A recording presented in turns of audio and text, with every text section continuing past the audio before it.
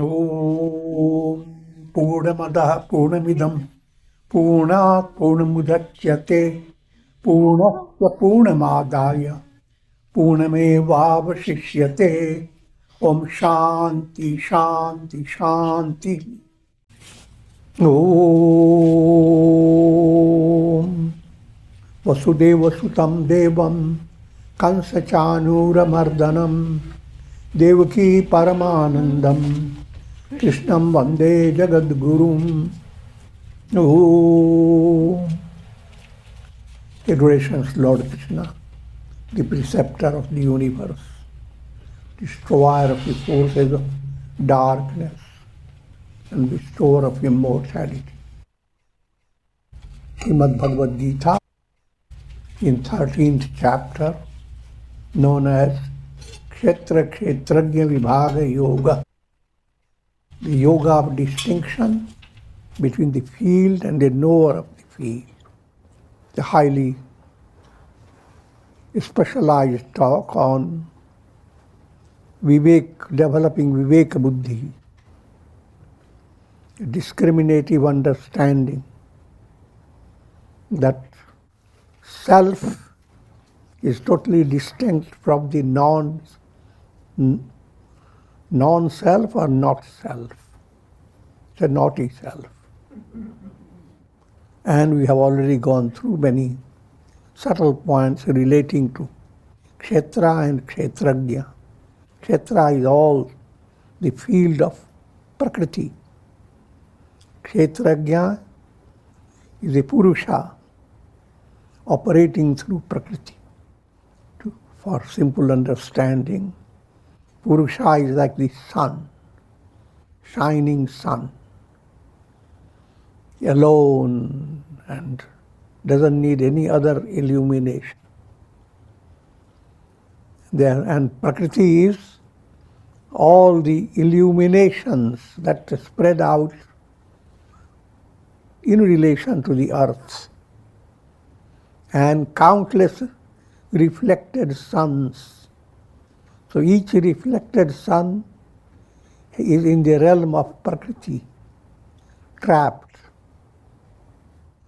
And that real wisdom is to see the distinction between the sun and the reflected sun that deals with countless illuminations.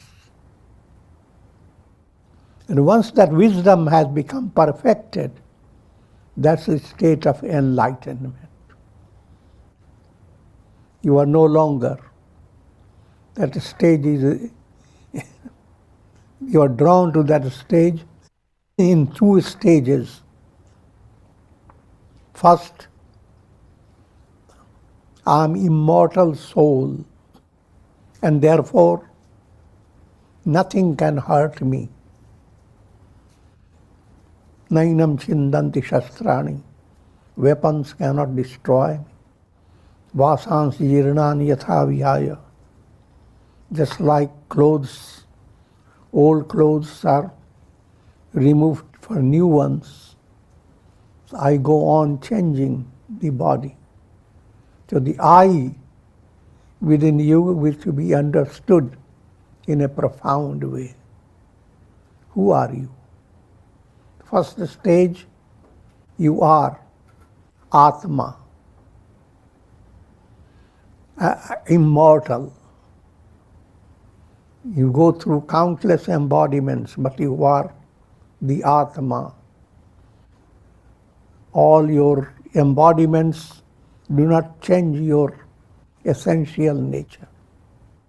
So, as this begins to mature within your understanding that I am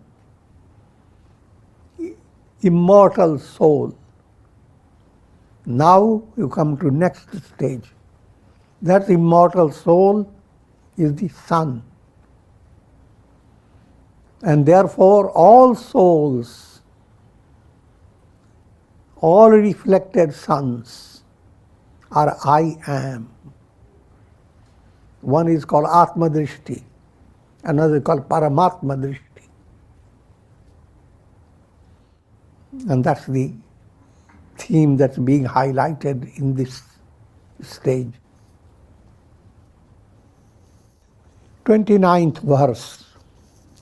Prakrityaiva cha karmani kriyamanani sarvasah yah pashyati tathatmanam akartaram sapashyati.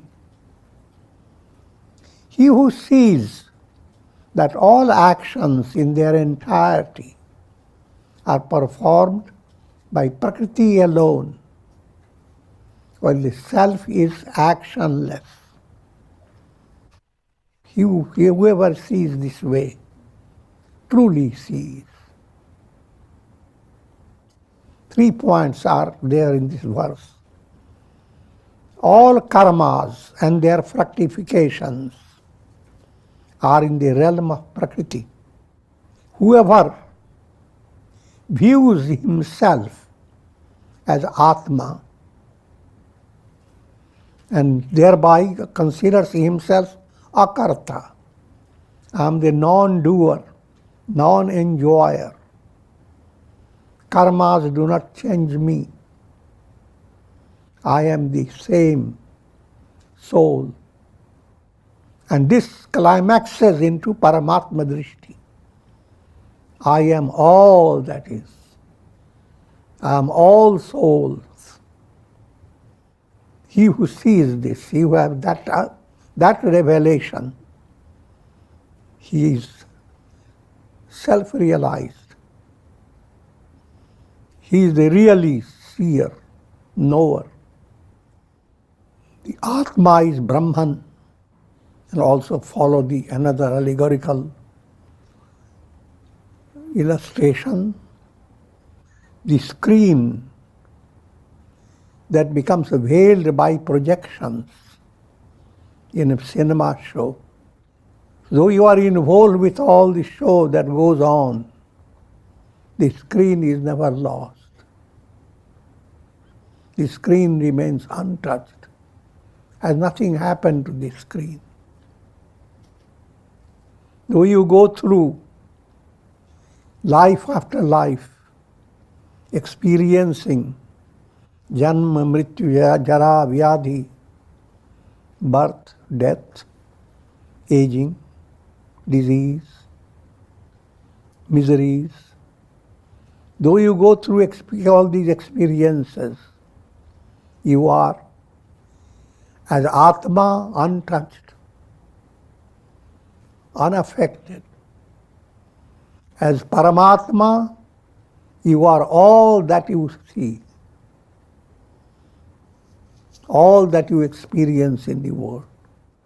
This, for profounder understanding, let me again give you the Vedantic view. Brahman alone exists. Prakriti is the Maya Shakti of Brahman. A magician and his magical power are one and the same. But if you are deluded by the magic, then you are in a troubled situation. Magician is different from the magical power. When you wake up to realize the illusion of magic, and the magician alone exists. So, coming back to the illustration, Brahman, through Prakriti, plays 3 roles. First role, Ishvara. Sattva predominating Prakriti, Maya. 3 modes of Prakriti. Sattva predominating is called Maya. Rajas predominating, Avidya. Tamas predominating, Tamasi Prakriti. Sattva predominating through that mode of Prakriti. Brahman plays the role of Ishvara, the role of creator, sustainer, and destroyer of the world process.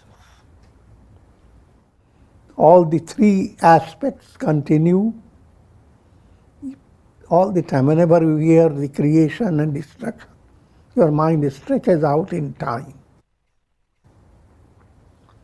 That yes, it will happen. After so many yugas and their cycles go on.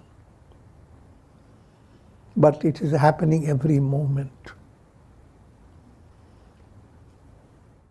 Every moment. No 2 seconds are alike. So many things are happening. Creation goes on. And there is sustaining power behind it. So sustainer is always there. Creation goes on in 2 stages. Things that begin with novelty. Always things are renewed every moment. And then every stage dissolves. Think of a seed. How does it grow? It is constantly in the process of creation, dissolution, a metabolic process. And the whole process is sustained. So 3 names are given of Brahman through Maya. Brahma, the creator. Vishnu, the sustainer. Shiva, the destroyer. Same Brahman, through Rajas predominating Prakriti, plays the role of countless jivas, souls, evolving through the world of matter. And same Brahman plays the role of tamasi Prakriti, the role of turning into all matter that's needed by souls for their evolution. Your mind, intellect, ego, your senses, and all the ingredients of your personality, and all the ingredients of the world process, they are all described as a matter. Tamasi Prakriti is the cause. Brahman through Tamasi Prakriti creates all this. So, Brahman plays all the 3 roles. He is Ishvara, the ruler, the controller, the sustainer. He is the jivas, souls evolving. And he is the world of matter. He evolved out the Panch Tattvas, the 5 subtle elements. Those subtle elements evolved out of Brahman. Presently, in order to develop that vivek, the knowledge of distinction between self and the not self, you need to practice integral yoga. Yoga is the answer. And yoga means karma, action, emotion, will and reason. All 4 must become integrated.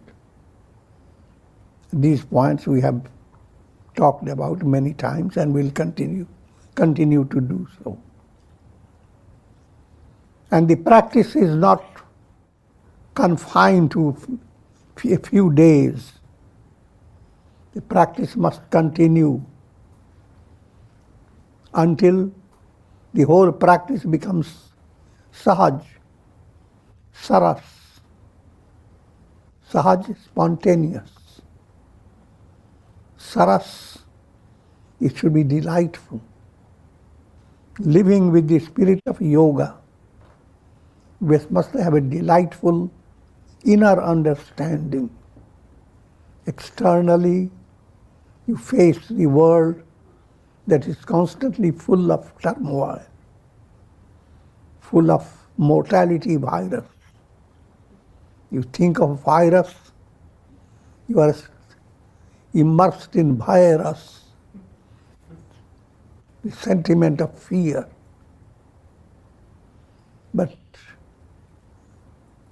And the world is also a field of three tapas,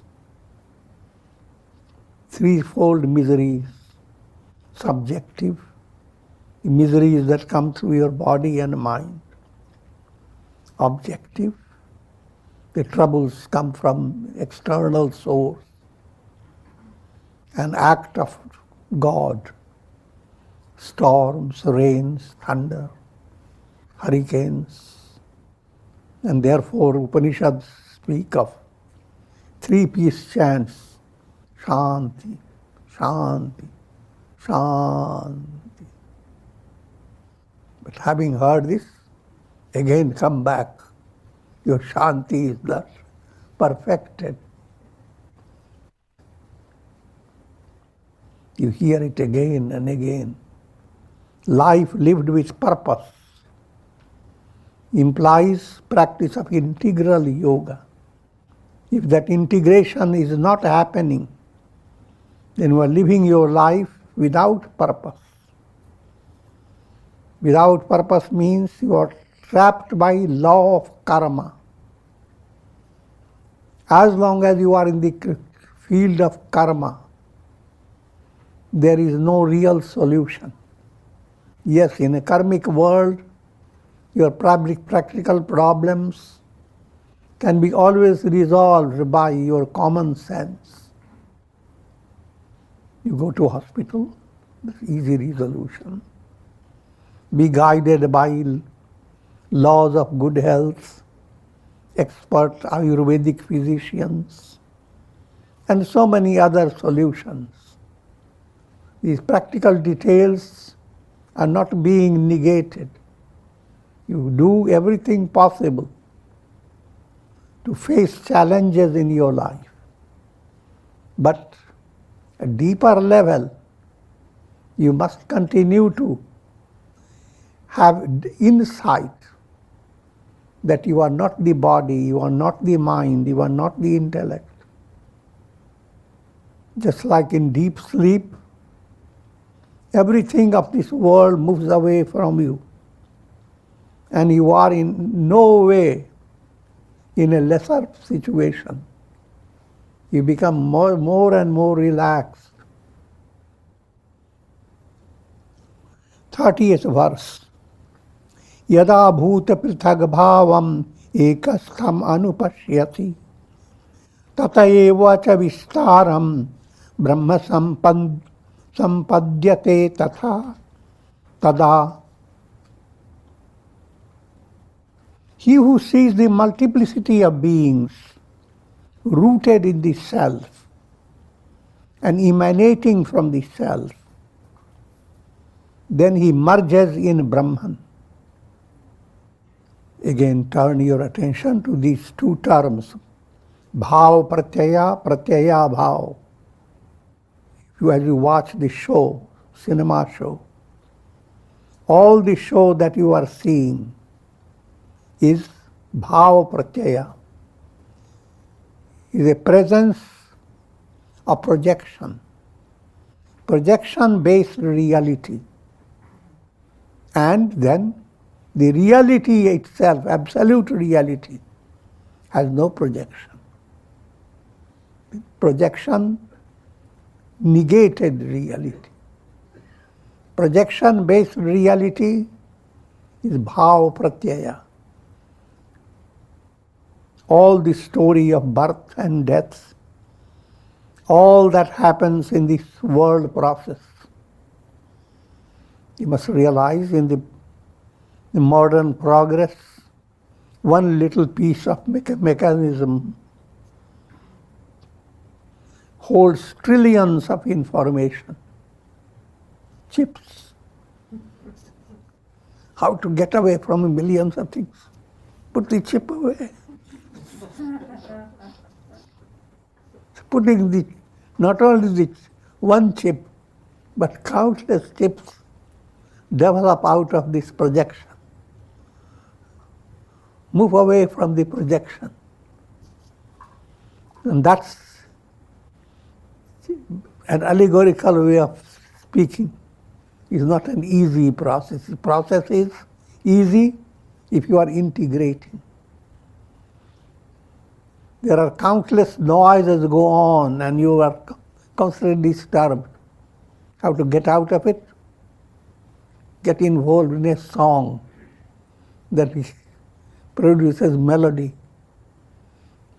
And the mind should move from melody to melody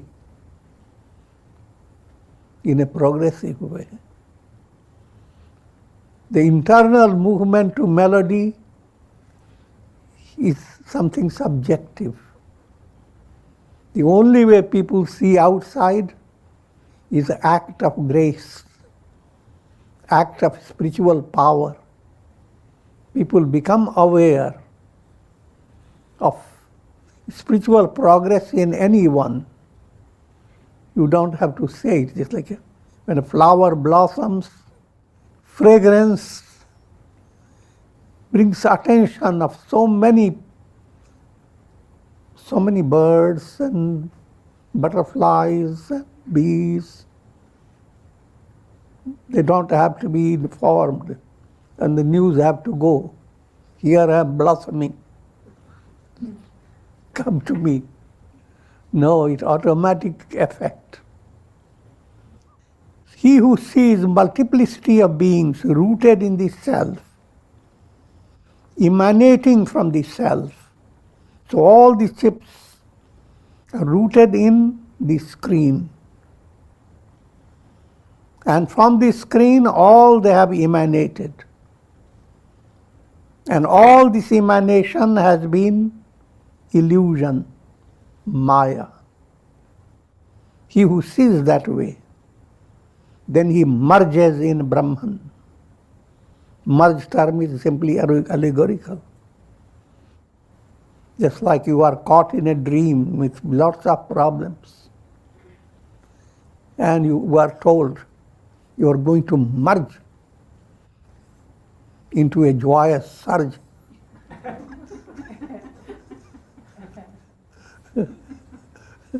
It simply means you will wake up. Nothing is going to happen.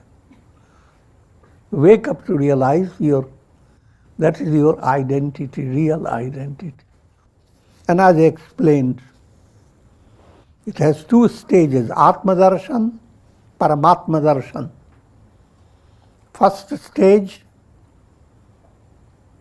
of your progress allows you to entertain, to have that affirmation, I am eternal, nityam, shuddham.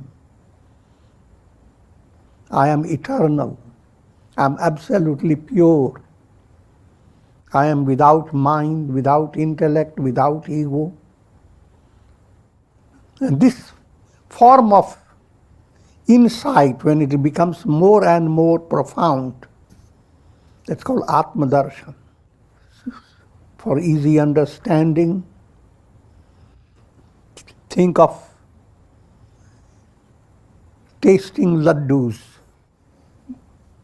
This easy illustration from India.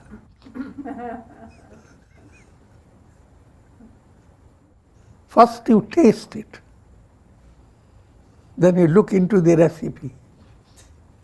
As you taste it, you are drawn how wonderful it tastes. Then you get into the recipe, how it has been created.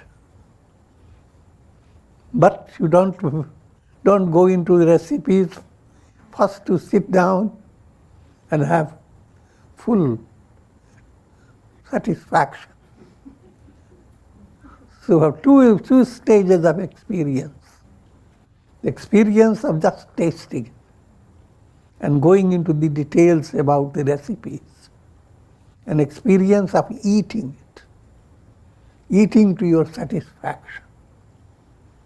The satisfaction state is Paramatma Drishti, absolute tripti. The early state is Atma Drishti, Atma Darshan.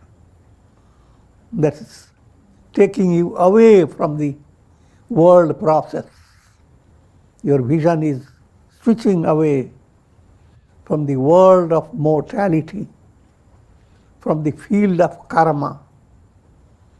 This is profound insight has to develop. Karma is not answer to your problem. Yes, it is there in the primary stage. In profound stage, you are an instrument in divine hand. And you must follow that process. Upadrashta anumantacha varta bhokta maheshwara. See how you are connecting with God within you. God is your own essential nature. It's not different. But in the beginning, you view a kind of duality between God and yourself. And in that state of duality, you can adopt any relationship with God. Like you are a servant, God is a master. You are a friend of God. Dasya bhav, sakhya bhav, vatsalya bhav, madhurya bhav, shant bhav. Atmadarshan is to discover I am the sun.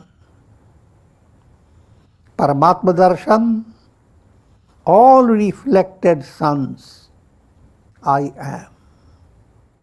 One is a subjective approach. I am, not the body, not the mind, not I am Brahman. Next one, everyone in the world is Brahman. Since I am Brahman, I am everyone in the world. Everyone means even a roach, even a dust particle, even the mightiest things like the mountain, the river, the ocean, the Milky Way, distant stars millions of light years away. I am all pervasive. I am everywhere.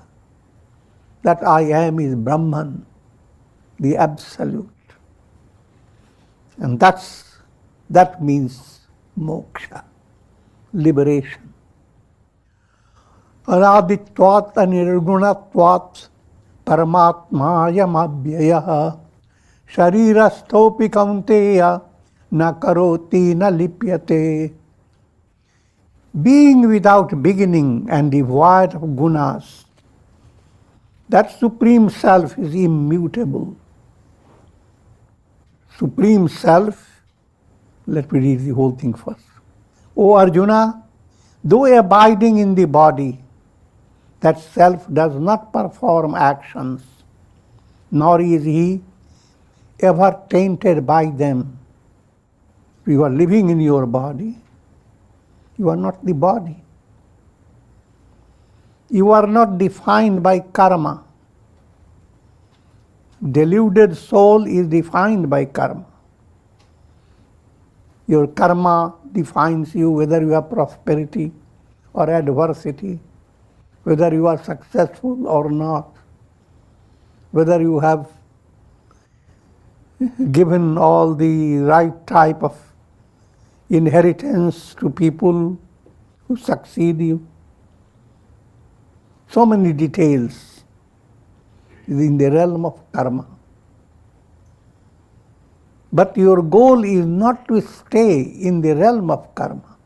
Not be defined by karma. Defined by karma, you are always becoming something. And becomings don't become you. Figure that out. Reality of yours doesn't need becoming. Sun doesn't need to become different. From human point of view, sun always looks different, because that is an objective approach. The sun in itself, neither it needs to rise nor it needs to set. It is ever-present reality. And rising and setting and many things that happen, the sun is not in any way being affected by that. So that self is immutable. Coming back to that statement, upadrashtanumantacha.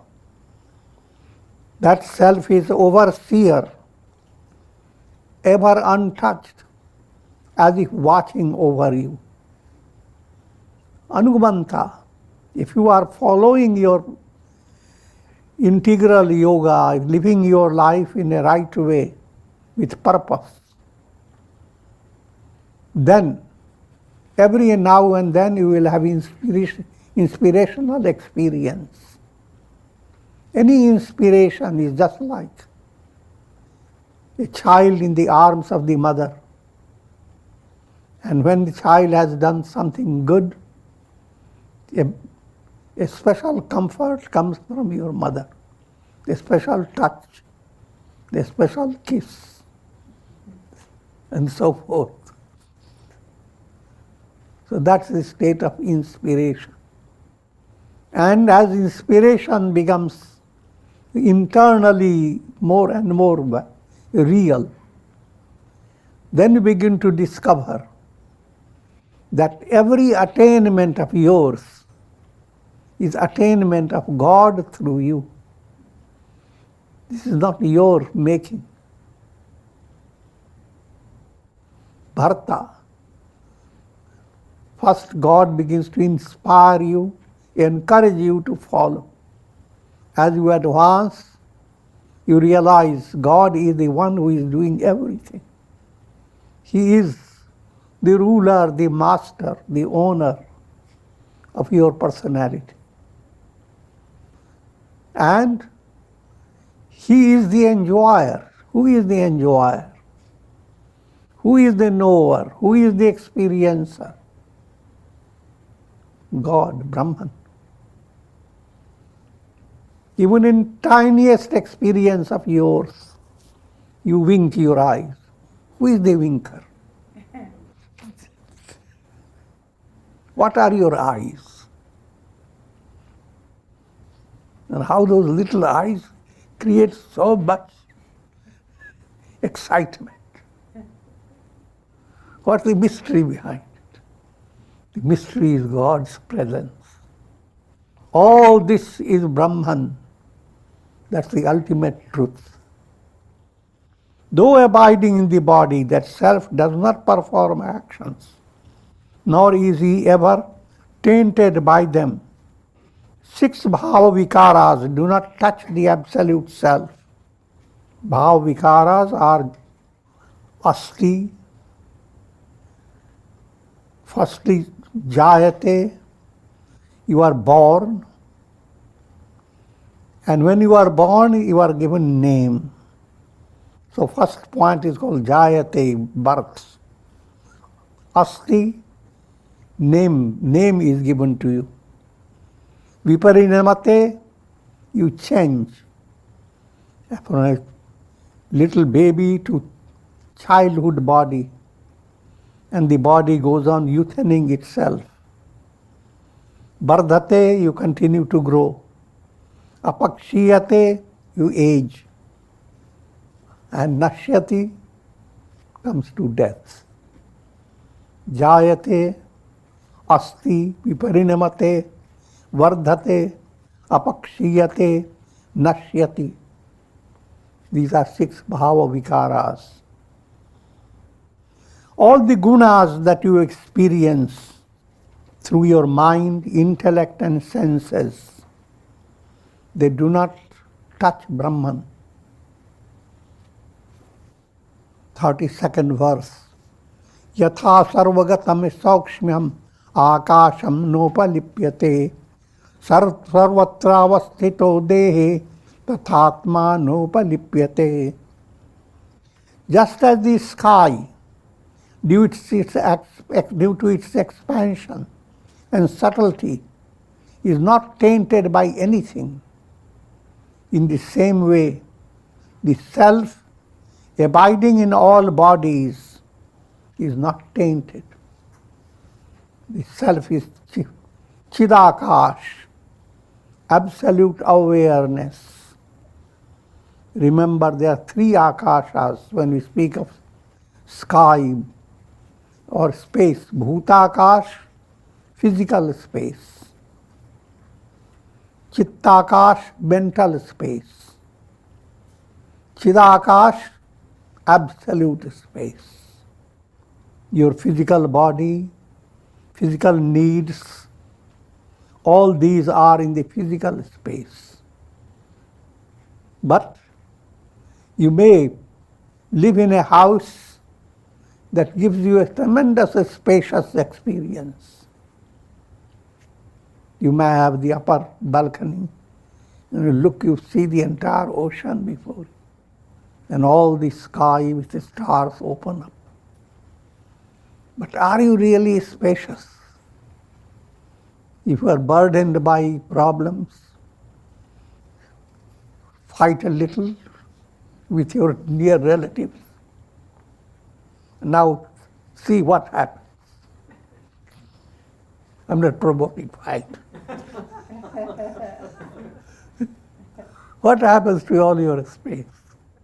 But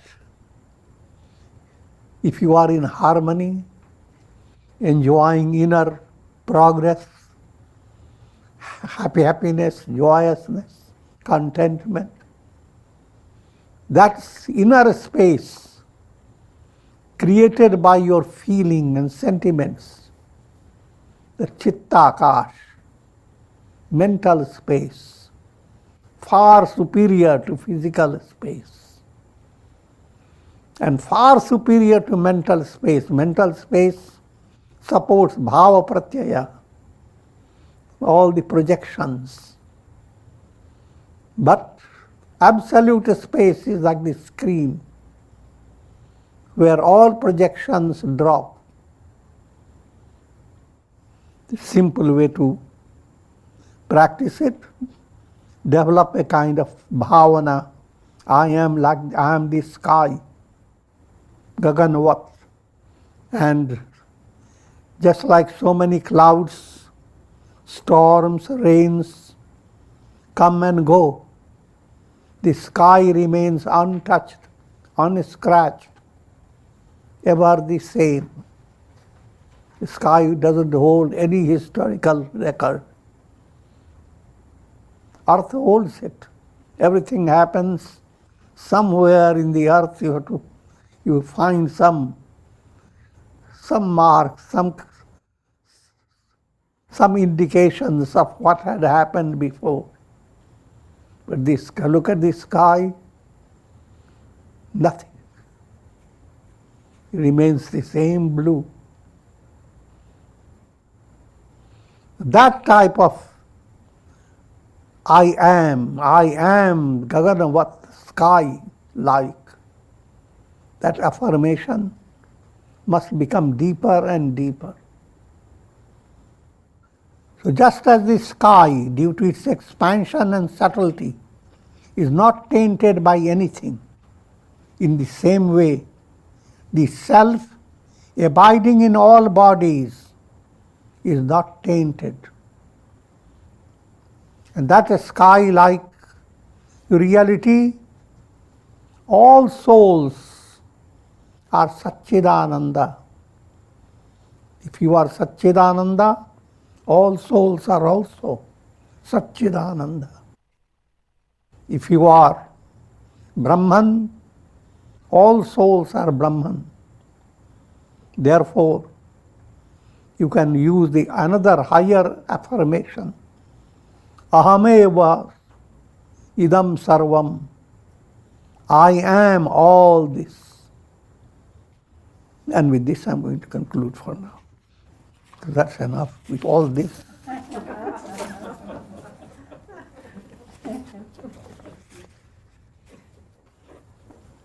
Om.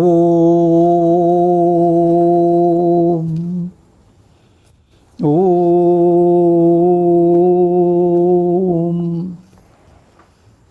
Ram Ram Ram Ram Ram. Om Om Shri कृष्णाय नमः। ओम श्री कृष्णाय नमः। ओम श्री कृष्णाय नमः।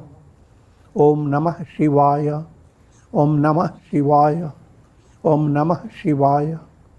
ओम। Prayer for shower of Karunamaya Ras grace of God over all of you, with the blessings of Shakti, Bhakti and Mukti. Om Trayambakam Yajamahe Sugandhim Pushti Vardhanam Urvarukum Bandhanan Mrityor Mukshyamamritat. Om Sarve Bhavantu Sukhina Sarve Santu Niramaya Sarve Bhadrani Pashyantu Ma Kaschid Dukh Bhag Bhavet. Om Shanti Shanti Shanti. Hari Om Tat Sat.